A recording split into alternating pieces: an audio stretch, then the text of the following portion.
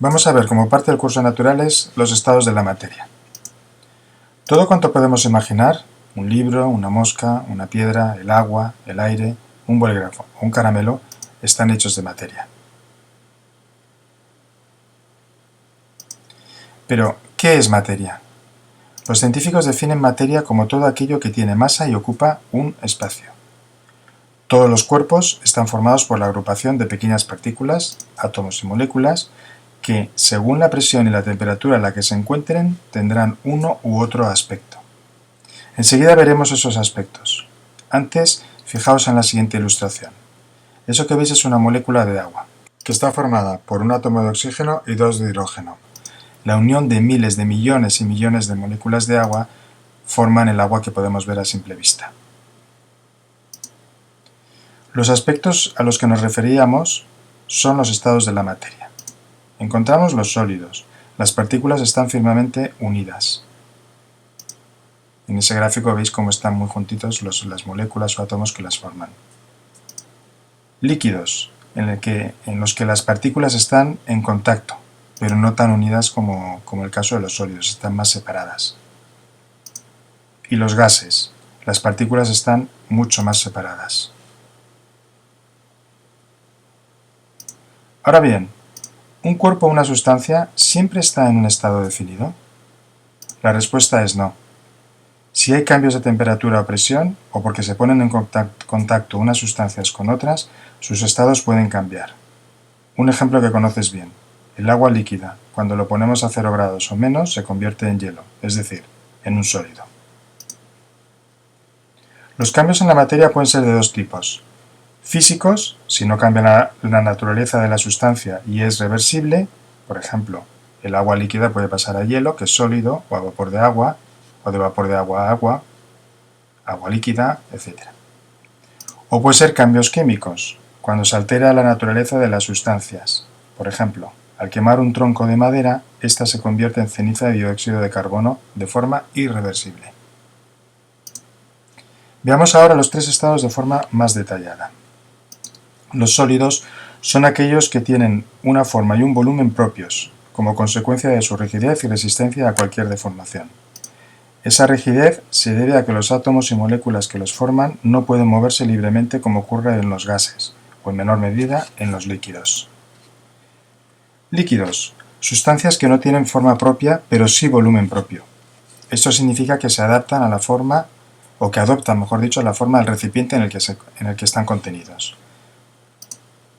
Las partículas que los forman están más separadas entre sí que en el caso de los sólidos, pero no tanto como lo están en los gases.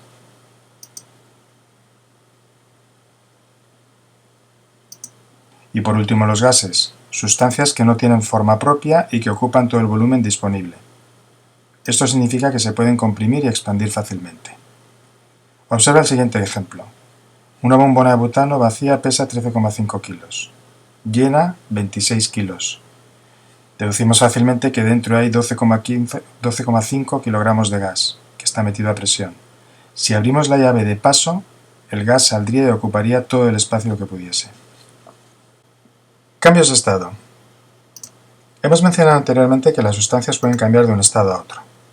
En física y química se habla de cambio de estado cuando la materia cambia de un estado a otro sin que varíe su composición. Generalmente se producen por cambios de temperatura.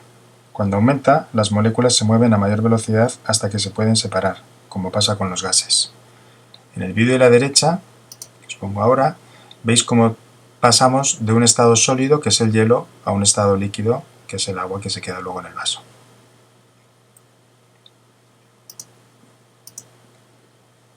En este esquema, que aparece a la izquierda, vemos cómo reaccionan los átomos o moléculas a medida que aumenta la temperatura. Cuando están en estado sólido están muy cohesionadas. Al subir la temperatura, comienzan a vibrar y se separan entre sí, lo que les permite adoptar una forma, la misma forma que tiene el recipiente en el que se encuentran. Sería, o hablaríamos de líquidos. Y por último, cuando aún sube más la temperatura, las partículas se separan todavía más y se expanden ocupando todo el volumen disponible. En este caso hablaríamos de gas. En el siguiente gráfico vemos los diferentes nombres que reciben los cambios de estado. algunos de los cuales os tienen que resultar familiares. Vamos a comentar algunos aspectos de ellos. El paso de sólido a líquido se denomina fusión y sucede a una determinada temperatura para cada sustancia, que se llama punto de fusión. El paso de líquido a sólido es la solidificación. En la mayoría de los casos, las temperaturas de fusión y de solidificación suelen coincidir. En el caso del agua es 0 grados. Nos fijamos ahora en la parte inferior del gráfico. Cuando pasamos de líquido a gas, hablamos de vaporización o ebullición. Esto se consigue a una determinada temperatura que se llama punto de ebullición. Seguro que has visto más de una vez agua hirviendo, es decir, pasando de líquido a gas.